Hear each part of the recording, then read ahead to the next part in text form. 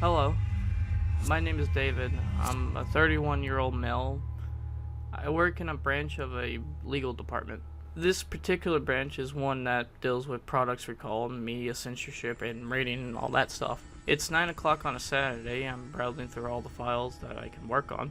Most of them are tedious and not worth the payout. Call me lazy, but if you had to write a full 2-page analysis of nuclear energy kits and asbestos-coated spy gear just to prove that they aren't safe for children, you would get sick of it as well. I was just about to call it in for today and test out something called lawn darts when I hit the jackpot.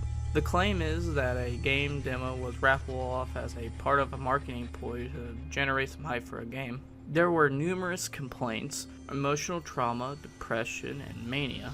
The developers wanted me to play through the game to see if it should be released to the public or not. This should have been an easy job. All I had to do was play the game, take a look at its features, write up a report, and get paid for it. Naturally, I accepted the job, and within a few weeks, a copy of the game was handed to me in the mail. The first thing that I did was took a look at the manual. The game's title was called Second Life. It was a simulation game boasting of true-to-life graphics, sound, and as well, self-learning AI. Thanks to the developer's next-generation engine, the game was able to support and optimize these features and boasting at a near-consistent 150 frames per second, with the recommended specs, of course. There was also a letter sent to me by the company that came with the game. They stated that if I felt any discomfort in the game, I should feel free to take breaks. They also wanted me to keep a record of what happened in the game and describe what I felt through the whole playthrough. After installing the game on my computer, I started it up and I was greeted by an extensive character creation screen. There were several tabs full of options for facial features alone. The tabs include some pretty neat features such as voice, race, and age. Honestly, it was just mind-blowing, and I must have spent like an hour trying it all. I decided to have a little bit of fun in making a character that looked the weirdest as possible. I gave him white hair, green eyes, short legs, large torso, and a ton of body fat. This character, although bizarre, looked quite real. Not in the sense that I would see someone like this in real world, but rather it looked like as if it was a real person. I started the game up and tried out the controls. I started out in a park in the middle of town square. I tried talking to someone and they seemed a bit uncomfortable. I even saw a kid pointing at me and a mother telling him off. After the person walked away, I started to examine the town. I have to say, with headphones on and maximum graphics settings enabled, this game looked real. And I was quite impressed with the AI despite having seen only one conversation. I decided to try and attack someone. I walked up to a family and was about to brawl, but I didn't want to. I felt pretty bad trying to attack a family that had kids in it. Normally this wouldn't bother me, as a game such as Grand Theft Auto or Just Cause 2 made their AI other total jackasses, or lacking in depth or emotion whatsoever, but this was different. I decided to avoid the family and went up to the man walking alone. I punched the guy in the nose and I saw blood coming out of it. The man looked baffled and immediately began to punch me. It was about then when I realized that I didn't have any life meter or any sort of HUD. I didn't know how much damage I was getting, but I could tell my character was hurt. I tried punching, but the man was able to avoid it. By then my character had doubled over in pain and it seemed like the man stopped. By then I started hearing sirens. I tried to move, but the man grabbed me and didn't let go. By then I noticed the pedestrians. Most were looking at me, but were quick to look away when I met their gaze. Some even jeered at me. I felt like I had really messed up. The police took me away in a police car and took me to a police station. He said the bail was $1,000, and then I told him I didn't have the money, and then he put me in a cell. But then something odd happened. I was trying to figure out how to wait the jail sentence, but nothing came up. I waited for a while and then I figured out the jail sentence was in real time. I didn't have any saves on the character and I figured out I might as well just create a new one. This time I made the character look exactly like me, except I made him more stronger than I was. I decided I would save when I finished and would try to win a fight. I decided to pick a skinny man to fight and I ended up kicking some ass, but I have to say I felt a pong in my stomach as I did so. Seeing the man react to each and every blow was not only emotionally charged, but it felt like I was really making an impact on the world I was in. After I had beaten the guy to the ground, I ran away from the scene, Some people try to chase after me, but this would prove futile. The souped up body I gave my character really gave me an edge during combat, and I was able to outrun the crowds chasing me. After a while of walking around, I decided to try to get a gun. I went to the police station and tried to steal one. It was about then that I realized that pressing the X button interacted with pretty much anything. I could talk to anyone, and when I tried to steal the gun from the police station, it worked. I hid it in my pocket and I felt nervous walking out past the clerk, but now that I had my gun, I was going to have a bit of fun.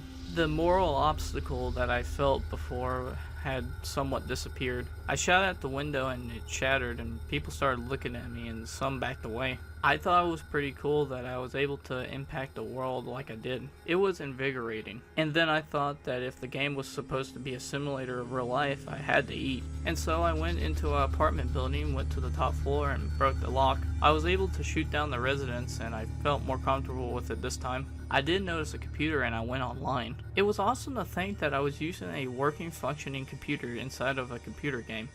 How meta. I thought to myself, and then I had an idea.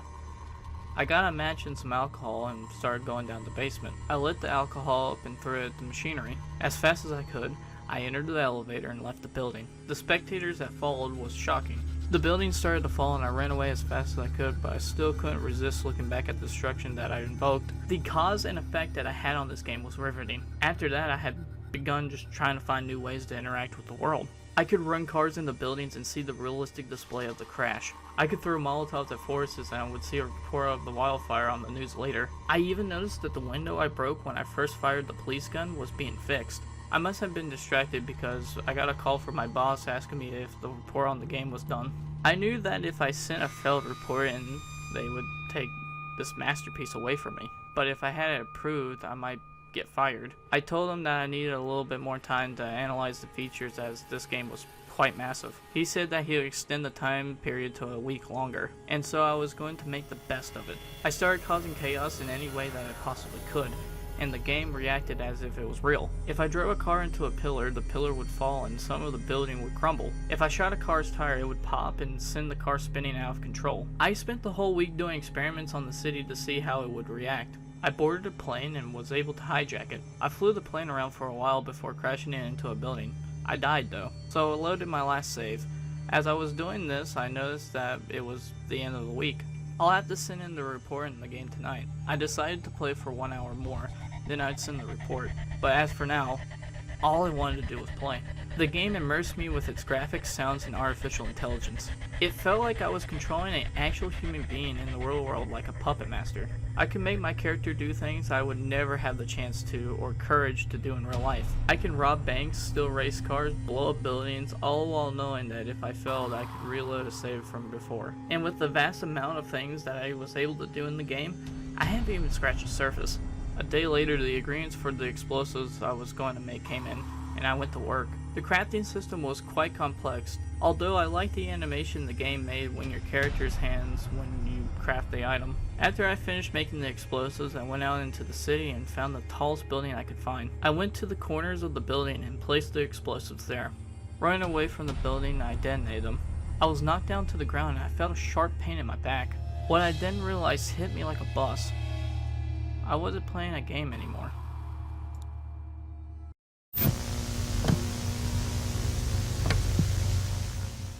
This one is another favorite of mine, mainly because of just the plot twist, and it makes you question on, well, what was the game and what was real life. Now, of course, no one's not going to play Call of Duty and become a crazy person. That's like saying if you listen to Slipknot, you're a cult leader and you like slaughtering fucking goats for sacrifice. There's a lot of research nowadays that video games do not make you violent.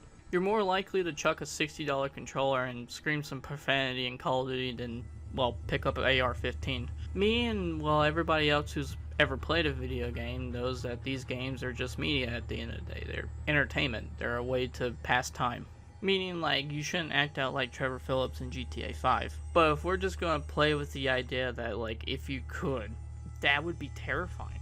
Just taking an innocent person that has a good moral compass, and then before you know it, plays a violent video game and then instantly fucking becomes a monster. It's probably a good thing that it's not like that, because there would be a lot more regulations on what video games can and can't show. But honestly, I would give it a good 8 out of 10.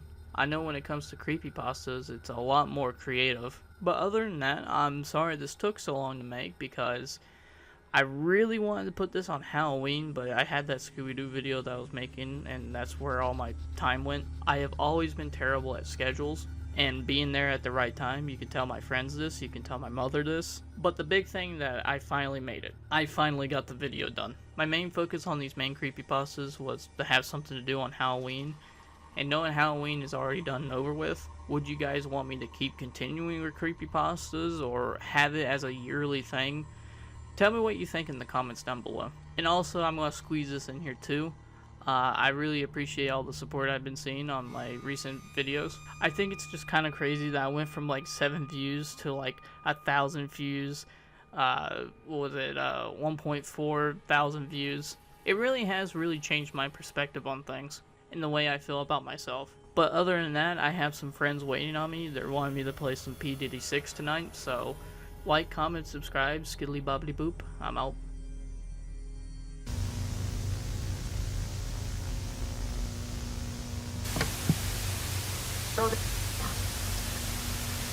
Okay. Are you? Decide. Hard. Don't have to. No. Come. Okay. Are you? Decide. Hard. Don't have to. No.